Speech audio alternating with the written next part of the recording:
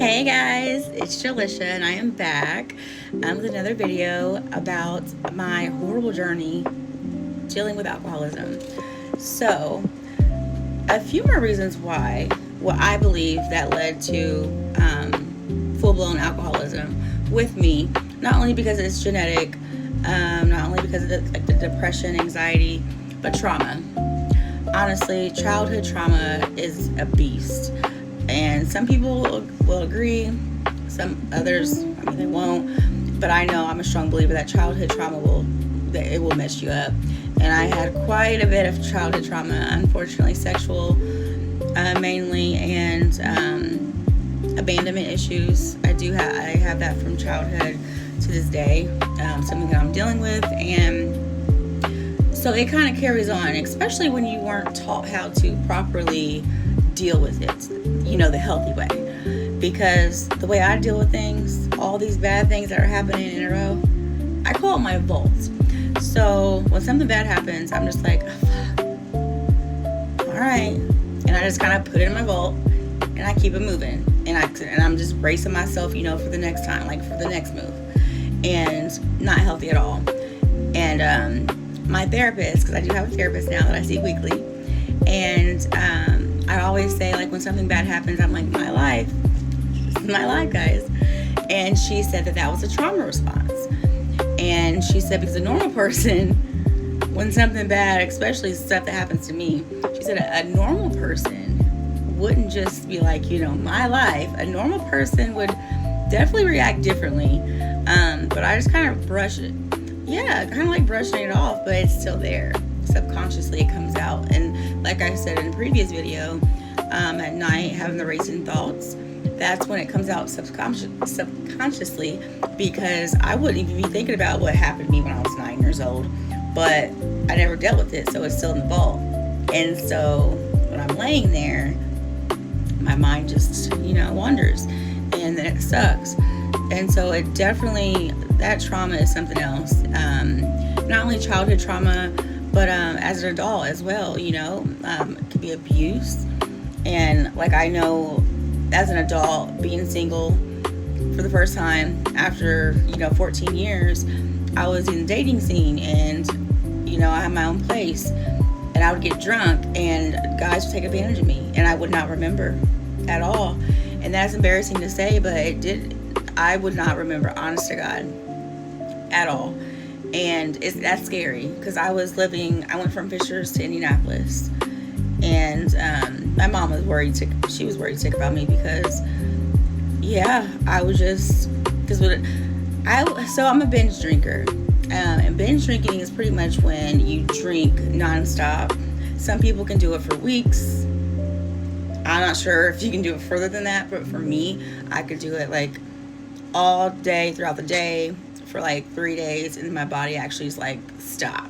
My body will stop me. Like, I can't physically, no, I can't do it.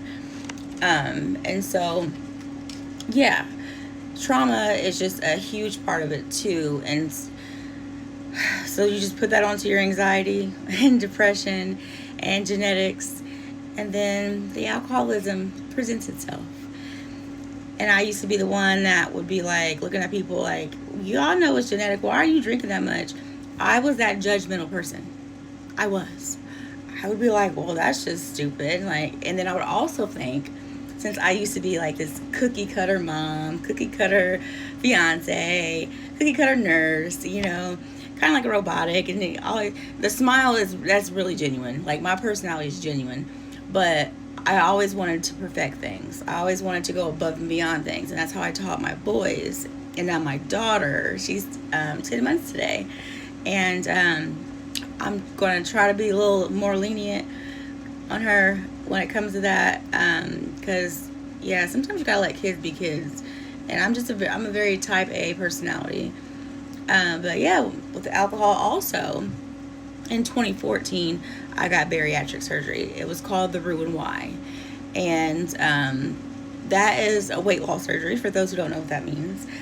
And that is when they rerouted my intestines. They stapled off my stomach to 20% of it, and so I could only use 20% of my stomach.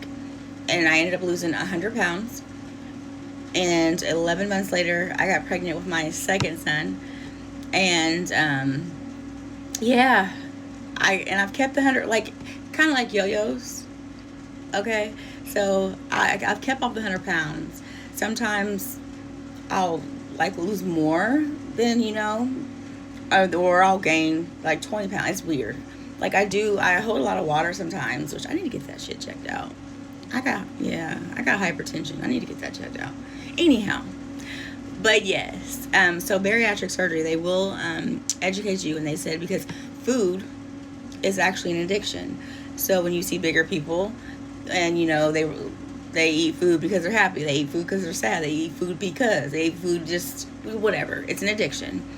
And so they said that once you get the surgery, that since you can no longer have that addiction because you can't consume like you used to with that surgery, and you can't consume everything you used to be able to consume with that surgery, that a lot of people will go from one addiction to the next addiction.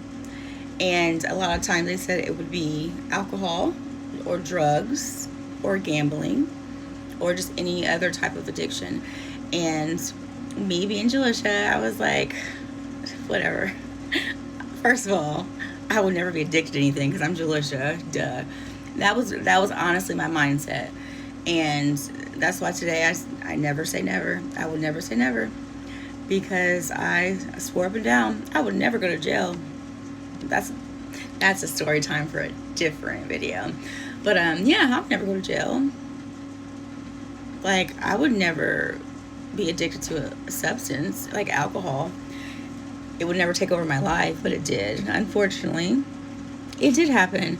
So I urge those who do like judge like I used to, don't do it, because you never know what tomorrow may bring, what next week may bring. Like, it's scary. You just never know. And so just don't judge, because karma is real. Karma, I'm telling you, karma's real. So just take my advice on that one. That's all I gotta say. I think that's all for this video, and I'm gonna take my makeup off, take this bun out, get in the shower, and watch some Love and Hip Hop. You guys have a good night.